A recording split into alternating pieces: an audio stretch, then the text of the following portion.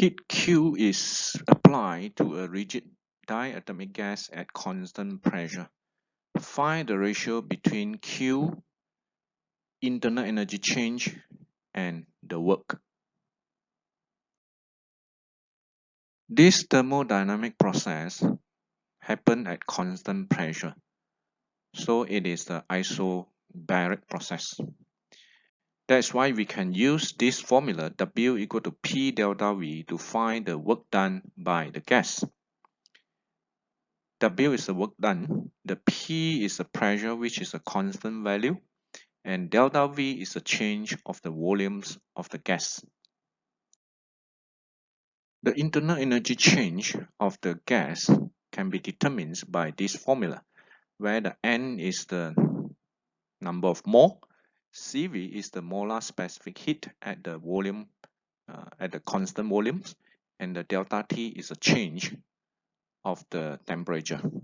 Take note that this is a Cv, but this formula is applicable to all the thermodynamic processes, including the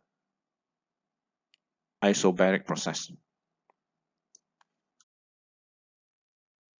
For diatomic gas, the Cv value is 5/2R, where the R is the gas constant. But now these expressions can be changed into 5/2P delta V. Because from the ideal gas law or equations of state, we have PV equal to nRT. When there's a change in the temperature, this change of the temperature, it will cause the volumes of the gas change in the constant pressure process. N is the number of mole, is a fixed value.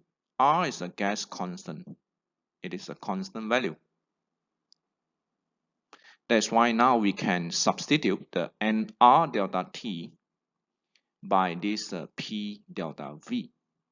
So we have these expressions for the change of the internal energy equal to 5/2P delta V.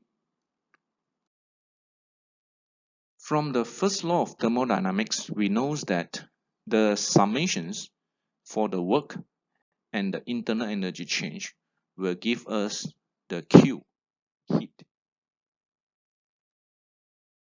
So now we sum up the 5/2P delta V and the P delta V here.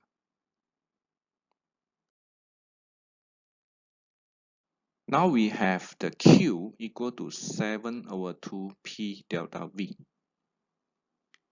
And if you look at this W, internal energy change, and the Q, we can see clearly that all of them are expressed in terms of P delta V, P delta V, and P delta V.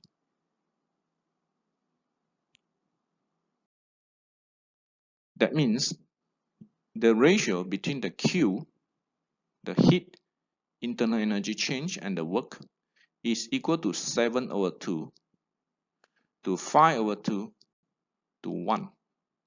We can remove the P delta V, P delta V, and P delta V. We can express the ratio between these three physical quantities in terms of the three integers. We can multiply every one of them by 2. So this 1 will become 2, 5/2 will change to 5, and 7/2 change to 7. It means that